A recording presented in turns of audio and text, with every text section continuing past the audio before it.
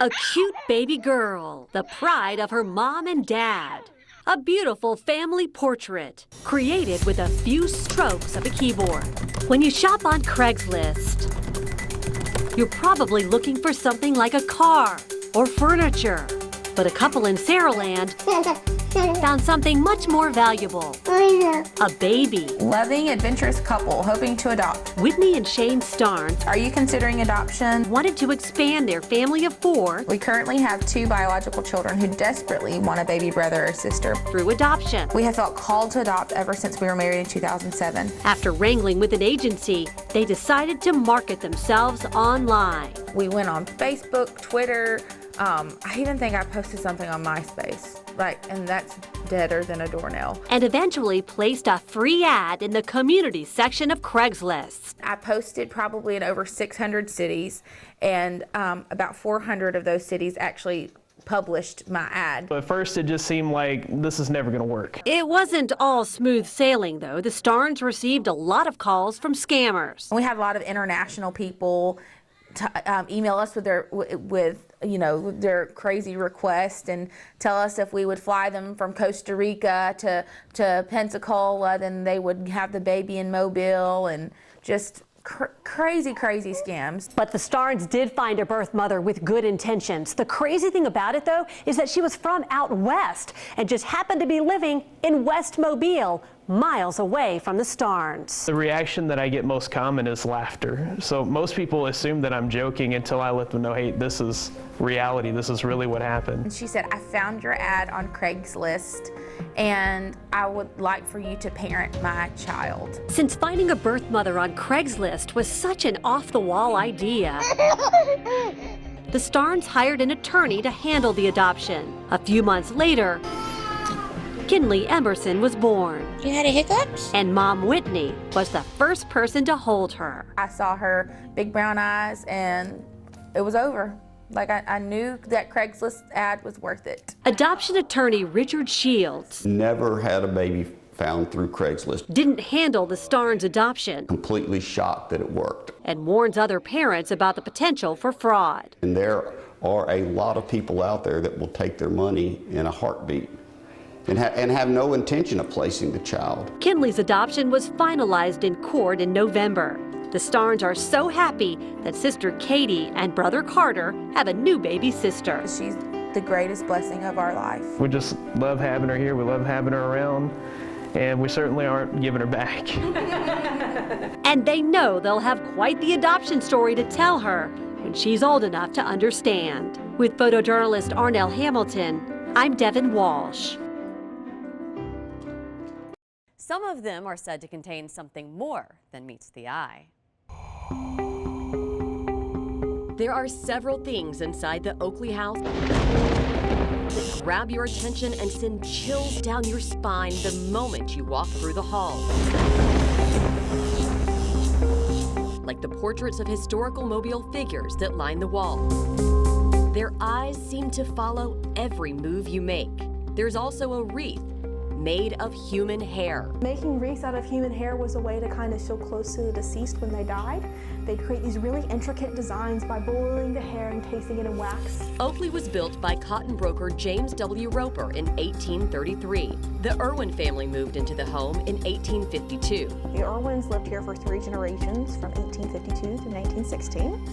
And at the very least, we know for a fact that Margaret Irwin, Corinne Irwin, Alfred Irwin, as well as T.K. Irwin died in this house. And some believe their spirits still remain. This is the bedroom of Corinne Irwin. One of them is museum manager Mary Newman, who says her first ghostly encounter was a woman watching her from an upstairs window. I remember thinking it was kind of weird clothing because she was really conservatively dressed and her skirt was real poofy, but I just said nothing of it.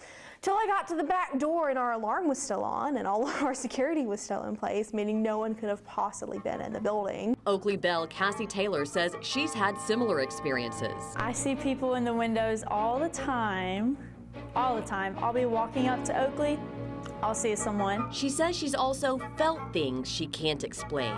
I get a lot of cold breezes passed by me, kind of like you know, a fall breeze, but inside. People claim they've even heard things that just aren't possible. We do have several guests as well as former staff and people who stayed here overnight claim that when they're trying to sleep that this piano music keeps playing all throughout the night. There are also tales of a mysterious music box. There was a music box we have in our collection. It has been broken the entire time I've been here. There's a spring that does not work. Well, this music box is playing. And stories of dishes flying off tables, shadow figures on the staircase, and an old deck of playing cards that seems to play itself. I'll leave the house one day and then the next day I come and open up. No one's been here in between, but the cards are in a different position. So many stories of hauntings at Oakley. What's that reflection I see in your glasses? Could there be something to it? I don't know. You've heard the stories, so come see for yourself. And just start. But not just because it's Halloween. Are you guys coming out to say hello? Because this is part of Mobile's rich history. There's a public ghost hunt. This is Heather and Matt Lurch's favorite picture of their daughter Catherine Blyler Lurch, Cat, as they called her. It was taken just 2 months before Cat would collapse and die in her parents' living room back in May.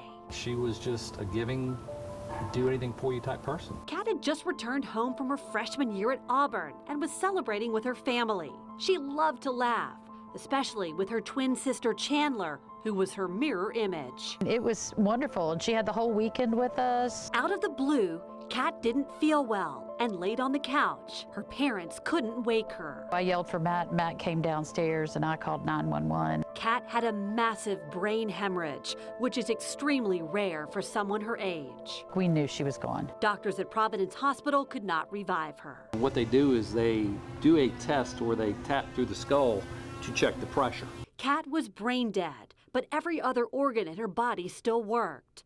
The Lurches didn't hesitate. Matt, immediately said, what can we do about organ donation? It wasn't even a hesitation, but that's what Cat wanted. Cat chose to be an organ donor on her driver's license. This red heart means organ donor. So even in their pain, the Lurches knew what they had to do. The most beautiful part of it is the legacy that we gave Catherine in her death. We can't, we might not have her here, but her legacy for what she's done for other people is amazing. You can either look to the good. It's okay. You can either look to the good, or you can wallow in the darkness. So We chose to look at the good. When somebody becomes an organ donor, there's a potential to save up to 8 lives with their organs. And if they're a tissue donor, they can enhance over 75 lives with their tissue. Maria Copeland with Legacy of Hope, formerly the Alabama Organ Center, says organ donation is perhaps the most unselfish decision a person can make. Some people live their whole life wanting to make a difference. They want to do something magical, something wonderful, and leave behind a really positive mark. And there's nothing that can do that more than being an organ and tissue donor. Neighbors and friends of the Lurch family have placed this bench at the entrance to their neighborhood. It is not how much we give, It has a special quote from Mother Teresa, but how much love we put into giving. which speaks of Cat's organ donation. And speaking of giving, the gift of 2 of Cat's organs